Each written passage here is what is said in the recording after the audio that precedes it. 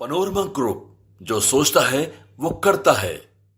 नमस्कार, आप देख रहे हैं भारत लाइव और मैं हूं हमजा अब्बास। देखिए, शिक्षा विभाग में जो है काफ़ी तूफान आया हुआ है, चाहे वो के पाठक का फरमान हो या फिर शिक्षकों की नाराज़गी हो। इसी को लेकर हमारे साथ बात करने के लिए बिहार शिया वक्फ बोर्ड के एक्स चेयरमैन इरशाद अली आज़ाद साहब हैं, जो कि जेडीयू के प्रदेश महासचिव भी हैं।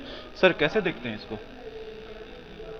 देखिए, बहुत सारी चीज़ सोशल मीडिया पर देखने के लिए आ रही है के पाठक जी को लेकर के। मामला यह है कि ये हम अब सब जानते हैं इन सारी चीज़ों को कि दो बड़ा परिवर्तन बिहार में हुआ है, रोड के मामले में, बिजली के मामले में। नीतीश कुमार जी ने ये पहले से ही ये माइंड मेकअप था उनका, शिक्षा विभाग में जिस तरह से इंफ्रास्ट्रक्चर पर काम हुआ है।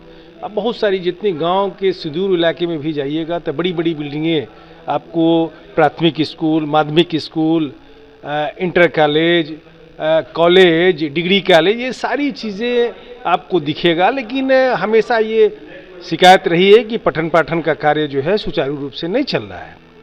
इसमें मामला आया है कि एजुकेशन को लेकर के अभी सोशल मीडिया पे चल रहा था कि बीजेपी वाले लोग कह रहे थे कि छुट्टी में जो धर्म को लेकर करके तरह तरह की बातें की कि हिंदू धर्म की छुट्टियों को काटा गया है, ऐसे है वैसे है।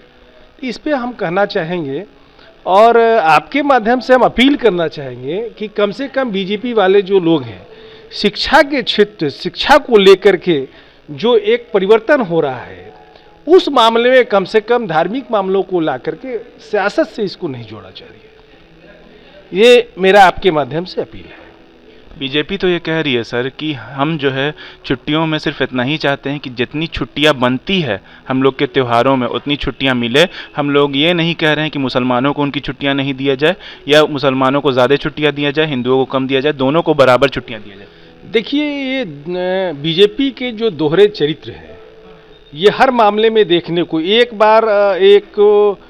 बार आप कहते हैं कि एजुकेशन के क्षेत्र में काम नहीं हो रहा है, पठन पाठन का काम नहीं हो रहा है, एजुकेशन के क्षेत्र में बहुत सारी गड़बड़ियां है। दूसरे मामले में जब अपर मुख्य सचिव, मंत्री, मुख्यमंत्री जी, ये सारी चीज़ें, उप मुख्यमंत्री तेजस्वी यादव, ये लगातार मीटिंग कर करके तरह तरह की चीज़ों को नई टेक्नोलॉजी का इजाद किया जा रहा है।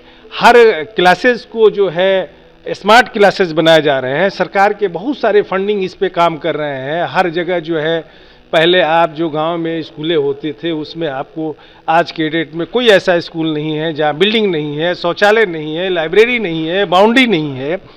उसके बाद भी आप इस तरह की बात करते हैं, तो ये आपके कहने का कोई मापदंड तो नहीं है। आवाम क्या कहती है? जमहूरियत में आवाम ही मालिक होती है। आवाम का ओपिनियन ये है। हम अभी सिवान अपने गाँव में गए थे, जो निचले पौधान पे जो हमारे यहाँ प्राथमिक शिक्षक है, प्राथमिक शिक्षा का जो मैंने स्कूल है, वहाँ भी टीचर टाइमली जा रहे हैं। तो हम तो शुक्रिया अदा करेंगे नीतीश कुमार जी का, तेजस्वी यादव जी का और ख़ास करके पाठक जी का, कि इस तरह के अफसर को बढ़ चढ़ करके उनको फ्री हैंड करना चाहिए और इस सारे मामलों में जो नियमावली है शिक्षा विभाग की, उसको पूरी तरीके से ज़मीनी स्तर पर उतारने का काम जो के पाठक कर रहे हैं, इनको दिल से मुबारकबाद दिया जाना चाहिए। और अब तक आवाम के बहुत सारे ओपिनियन आने चाहिए सोशल मीडिया पर कि एजुकेशन के क्षेत्र में लगातार परिवर्तन हो रहा है। के पाठक का एक फरमान आया है सर इस दौरान कि जिसको लेकर के बवाल मचा हुआ है। के पाठक ने कहा है कि शिक्षकों को जो है संगठन बनाने नहीं दिया जाएगा, वो बगैर संगठन के रहें। देखिए, ये चीज़ें देखिए मामला यहाँ है कि सबका अपना अधिकार क्षेत्र है। दूसरे के अधिकार क्षेत्र में अगर कोई भी आदमी अगर कुछ कहता है तो ये समझ से परे है। हमको नहीं लगता है कि एडिशनल चीफ सेक्रेटरी शिक्षा विभाग पाठक जी इस तरह की बात कहे होंगे, लेकिन वो अपने अधिकार क्षेत्र में, जो उनका अधिकार क्षेत्र में है, अगर उसमें कुछ वो करना चाहते हैं, बोलते हैं, उनका फरमान जारी होता है जिससे शिक्षा व्यवस्था में परिवर्तन होता है, हमारे समाज में जो निचले पौधान पे लोग हैं उनको अच्छी शिक्षा मिले, इसके लिए अगर वो काम कर रहे हैं तो उसके लिए वो मुबारकबाद के मुस्तहक हैं। और जहाँ तक ऑर्गेनाइजेशन की बात है तो ऑर्गेनाइजेशन पहले भी हर क्षेत्र में बनता आया है। आप जैसे यहाँ तक प्रशासनिक सेवा में जो लोग हैं उनके भी ऑर्गेनाइजेशन है, आपको यूपीएससी में है, बीपीएससी में है, ये सारे लोग, वकीलों का ऑर्गेनाइजेशन है, शिक्षकों का ऑर्गेनाइजेशन है, प्रोफेसरों का ऑर्गेनाइजेशन है, हर तरह के ऑर्गेनाइजेशन होते आए हैं। इस पे उसमें कुछ बोलना मुनासिब नहीं है। उनको जो अगर कानूनी मामले में कहीं कोई दिक्कत है तो उस पर वो उसको देख सकते हैं, लेकिन अन्यथा वो अगर पर्सनल कैपेसिटी में वो लोग ऑर्गेनाइजेशन पहले से चला रहे हैं तो उसमें कहीं बोलने का बहुत मतलब नहीं लगता है। बीजेपी सर एक और सवाल खड़ा कर रही है कि के पाठक जो है वो डायरेक्ट जो है नीतीश कुमार से ऑर्डर लेते हैं, वो शिक्षा मंत्री को कुछ समझते नहीं हैं। देखिए, इस तरह की चीज़ें नहीं होती है। हमारे मुख्यमंत्री जो है इनको ये सारे लोग आज से नहीं जानते हैं, वो किसी के मामले में इंटरफेयर नहीं करते हैं। अगर ये बात शिक्षा मंत्री अपने मुंह से कहते तो एक बात समझ में आती है, विपक्ष के इस तरह की बात करने का क्या मतलब है? इस तरह की तो कोई बात मतलब है नहीं। उनको तो अपने घर में पहले झांक करके देखना चाहिए ना, जहाँ जहाँ उनकी सरकारें हैं उसकी व्यवस्था क्या है, उनके यहाँ शिक्षा का लेवल क्या है, उनके यहाँ क्राइम का लेवल क्या है। ये तो बनावटी बातें हैं, इस तरह की बातें ये लोग करते आए हैं। हद तो ये हो गई कि समाज में सबसे ज़्यादा ज़रूरत जो शिक्षा की है उस मामले में भी धार्मिक मामलों को ला करके उसको कहीं ना कहीं गलत डायरेक्शन में उस पर फोकस किया जा रहा है। ये मैं आपके माध्यम से फिर दोबारा अपील करता हूं कि बीजेपी वालों कम से कम शिक्षा के क्षेत्र में जो परिवर्तन हो रहा है, लगातार बच्चे स्कूल जा रहे हैं, सारी योजनाओं का लाभ मिल रहा है, टीचर टाइमली जा रहे हैं, इन सारी चीज़ों में कम से कम सियासत नहीं करें, क्योंकि उन्हीं के बदौलत आप सियासत कर रहे हैं।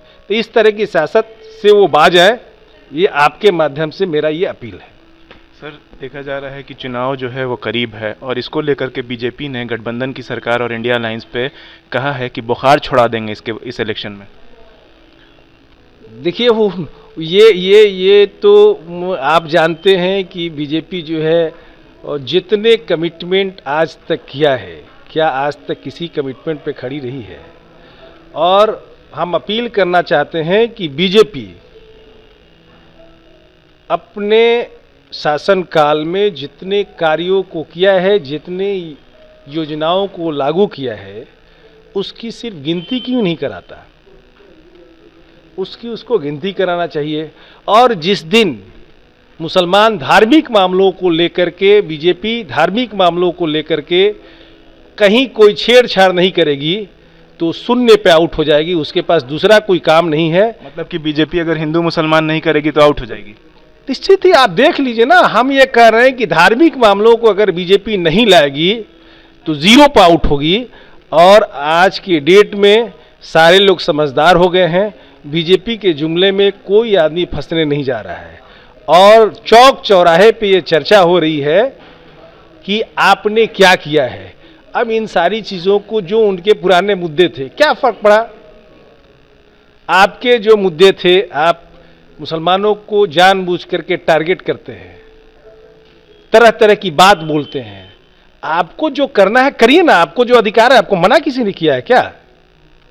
आपको जब तक आप 24 घंटा में एक बार पाकिस्तान का नाम नहीं लेते हैं, जम्मू कश्मीर का नाम नहीं लेते हैं, किसी मंदिर मस्जिद का नाम नहीं लेते हैं, तो आपका खाना नहीं पचता है। आपकी यही पूंजी है। इसको छोड़ करके बीजेपी अगर मार्केट में आएगी, चुनाव लड़ेगी तो जीरो पे आउट होगी। वो अपना दिन देखे वो लोग। ये सारे ड्रामे पब्लिक अब समझ चुकी है। 10 साल में अब कोई उनके झांसे में नहीं आने जा रहा है। चलिए, ये थे हमारे साथ बिहार शिया वक्फ बोर्ड के एक्स चेयरमैन इरशाद अली आज़ाद साहब, जो कि साफ साफ कह रहे थे कि बीजेपी हो चाहे कोई और पार्टी हो, वो शिक्षा विभाग में जो काम हुए हैं उनको देखे। इल्ज़ाम लगाने से पहले आज देखे कि शिक्षा विभाग कितना तरक्की कर चुका है। हर जगह गांव-गांव, टोले-टोले, मोहल्ले-मोहल्लों में जो टीचर हैं, जो बेसिक स्कूल्स हैं, माध्यमिक मध्य विद्यालय कह दीजिए जिसको, जिसमें टीचर्स टाइम पे आ रहे हैं, सब चीज़ मतलब बारीकी से हो रहा है, हर काम को सीरियस तरीके से लिया जा रहा है, वो देखें, ना ही कि हिंदू मुस्लिम उसमें करे। ऐसी तमाम अपडेट्स के लिए देखते रहिए भारत लाइव। शुक्रिया।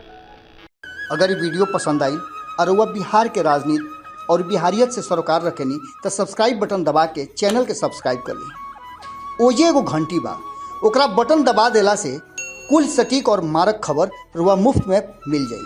अगर रुआ पत्रकारिता के हमनी के नया प्रयोग में सहयोग कर चाहतानी तो ज्वाइन बटन दबा दी। पेटीएम नंबर नोट कर ली 9386816700। धन्यवाद।